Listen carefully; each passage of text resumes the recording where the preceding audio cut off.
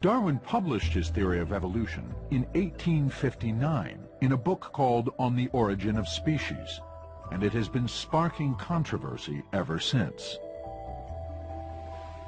It was the culmination of work Darwin started more than 2 decades earlier, after sailing around the world on a ship called the Beagle.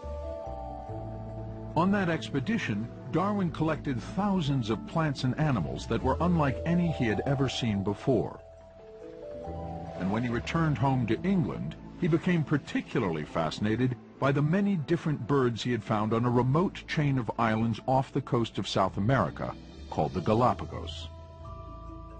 There was a bird that looked to him like a warbler, and another one that looked to him like a woodpecker, and another one that looked like a finch, and so forth. And he wasn't sure what these birds were, but they were all clearly adapted for very different ways of life. Some ate insects. Some, for example, picked up small seeds. Some could crush the large seeds of certain plants which were found on the Galapagos. So they had different appearances, different beaks, different styles of life.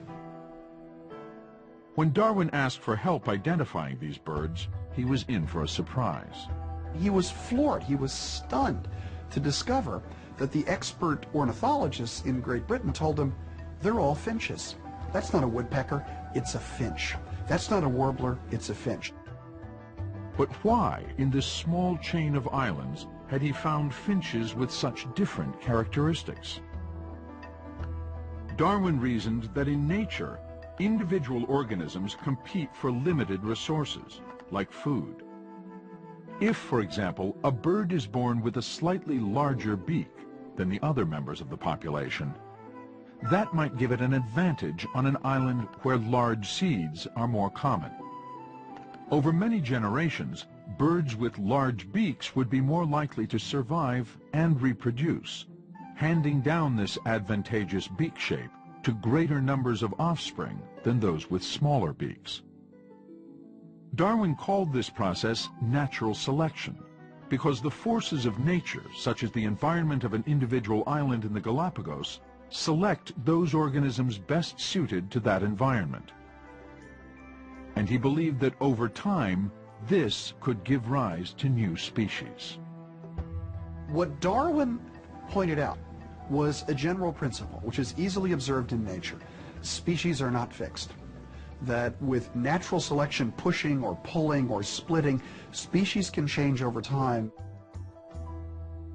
Darwin thought all the different kinds of plants and animals we see around us today, including humans, could have arisen by this process. He called the gradual evolution of new species from old descent with modification. And he pictured the relatedness of all living things as a great tree of life, with each twig a different species, ultimately springing from a common ancestor. As you follow the family tree farther and farther back, say from our twig, which we're just one twig on this vast tree, what you see is our similarities with apes, then going further down, our similarities with other mammals, further down, our similarities with reptiles, further down, our similarities with amphibians, fish, all the way down to worms and jellyfish and so forth. What you see is a continuity of life on the planet. That is, we're not exceptional in any great degree. We're just a twig on a giant evolutionary tree that includes everything.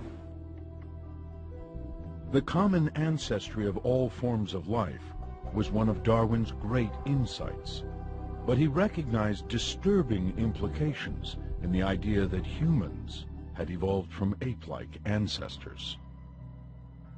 In the eyes of a lot of people, once Charles Darwin had proposed that natural processes could have produced every species on this planet, including us, they felt that took God out of the picture.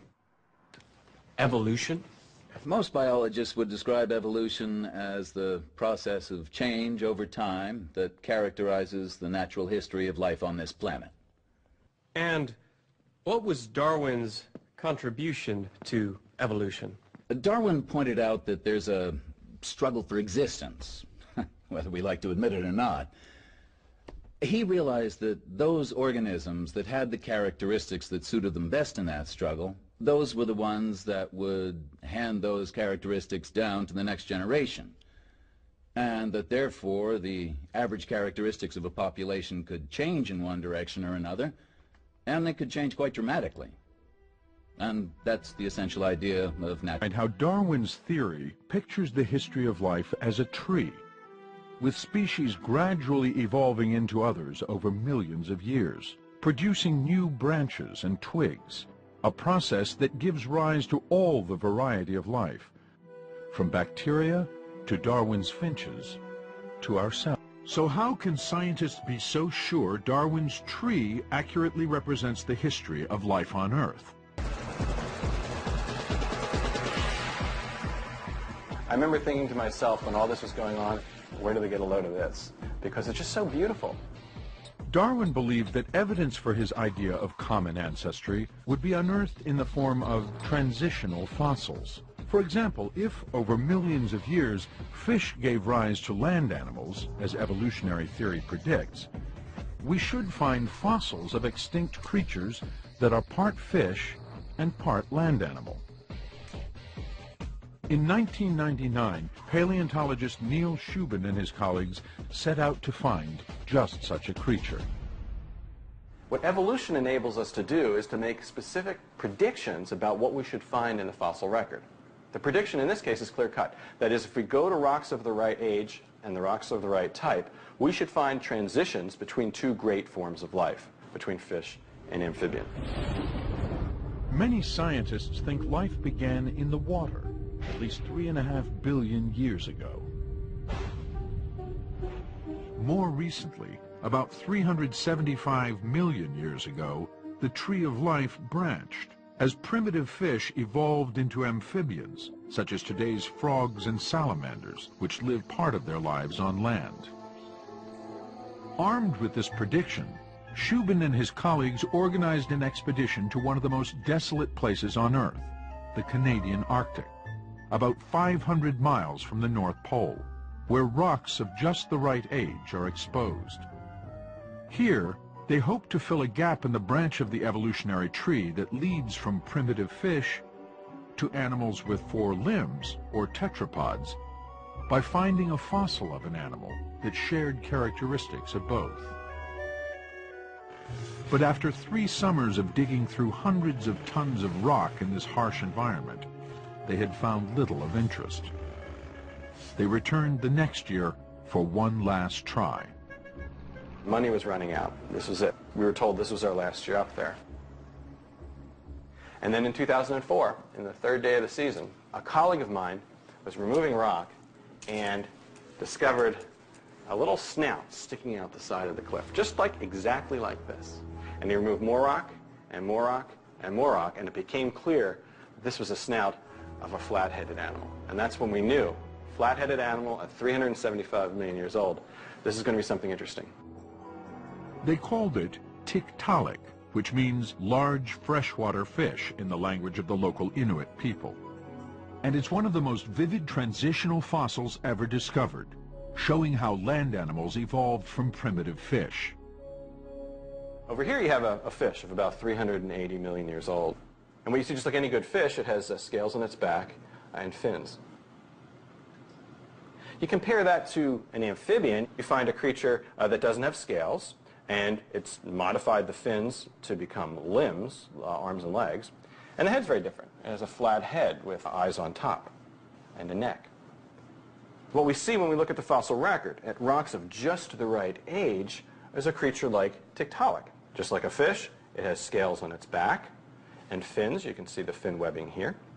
Yeah, when you look at the head, you see something very different. You see a very amphibian-like thing with a flat head with eyes on top.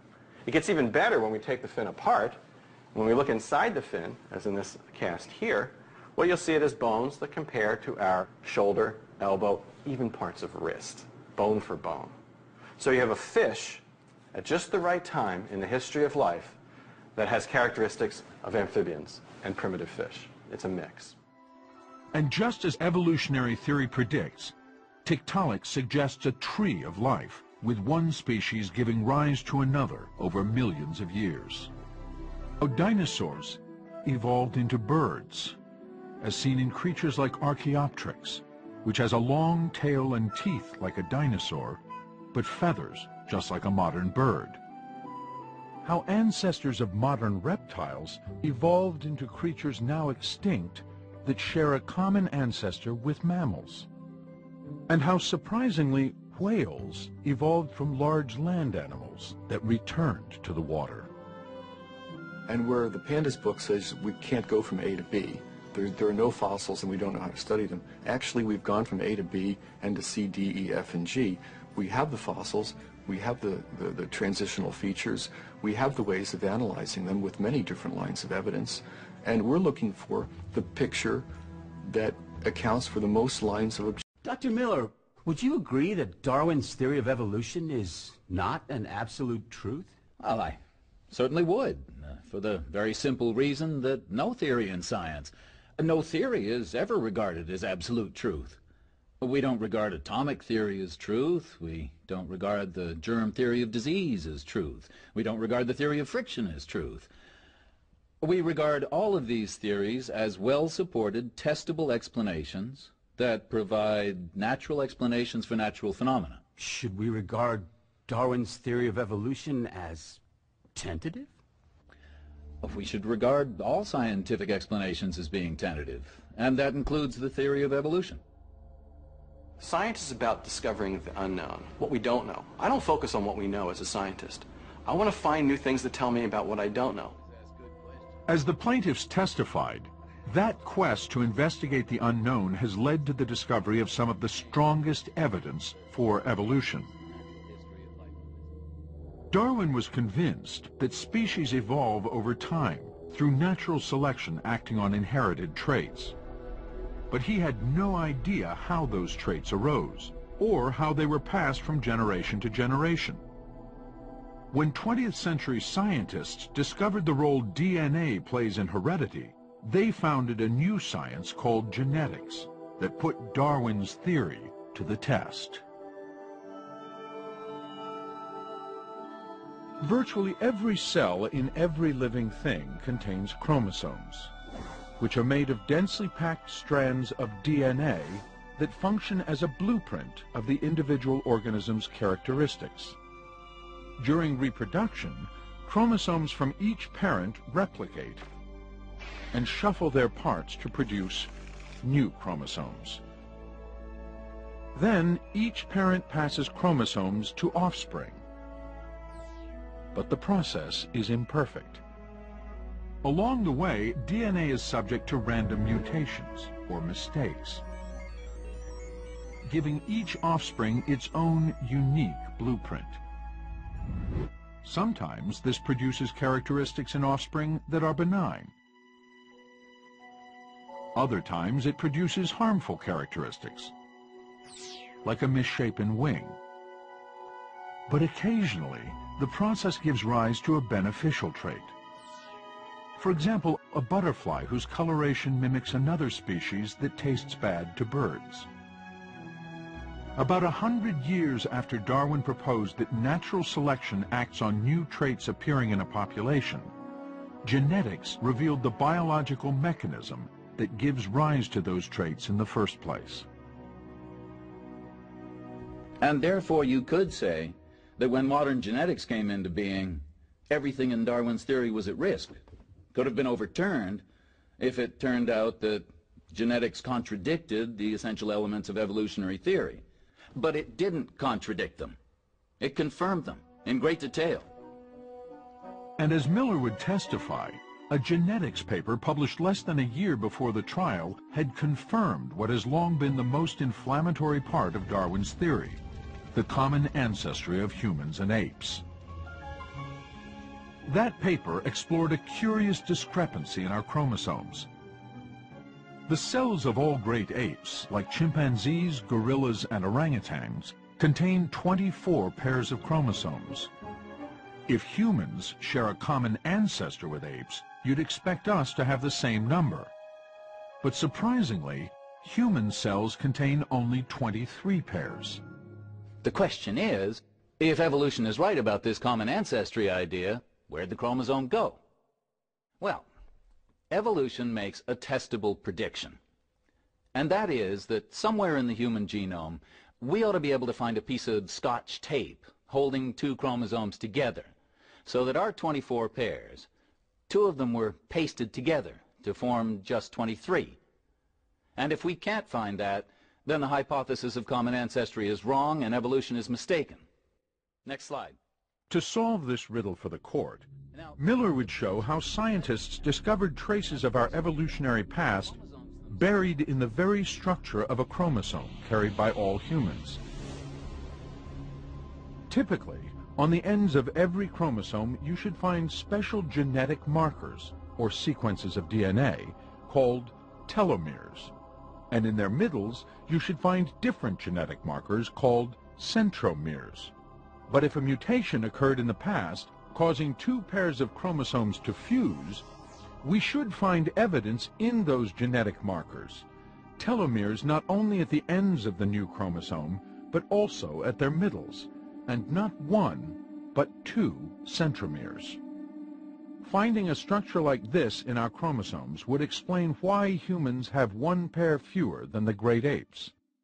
And if we don't find that, then evolution is in trouble. Next slide. Lo and behold, the answer is in chromosome number 2. All of the marks of the fusion of those chromosomes predicted by common descent in evolution, all those marks are present on human chromosome number 2. So the case is closed in a most beautiful way. And that is, the prediction of evolution of common ancestry is fulfilled by that lead pipe evidence that you see here, in terms of tying everything together. That our chromosome, formed by the fusion from our common ancestor, is chromosome number 2. Evolution has made a testable prediction, and it has passed. So, modern genetics and molecular biology actually support evolutionary theory? They support it in great detail. And the closer we can get to looking at the details of the human genome, the more powerful that evidence has become. Darwin didn't even know about molecular biology and DNA, yet that's where some of the most profound evidence is being uncovered today. Think about that. That somebody in the 1800s made predictions that are being confirmed in molecular biology labs today. That's a very profound statement of a very successful theory. Not a single observation, not a single experimental result has ever emerged in 150 years that contradicts the general outlines of the theory of evolution. Any theory that can stand up to 150 years of contentious testing is a pretty darn good theory, and that's what evolution is. And the deep understanding of evolution, as proposed by Darwin, has with genetics unlocked many of the secrets of life. It's an explanatory framework within which all the rest of biology fits. Right? It's something that we use in practical biological applications. Medicine, agriculture, industry. When you're getting a flu vaccine, that really depended upon evolutionary knowledge. In many, many specific ways, evolution makes a practical difference. It's not just something that happened in the past, evolution's happening now.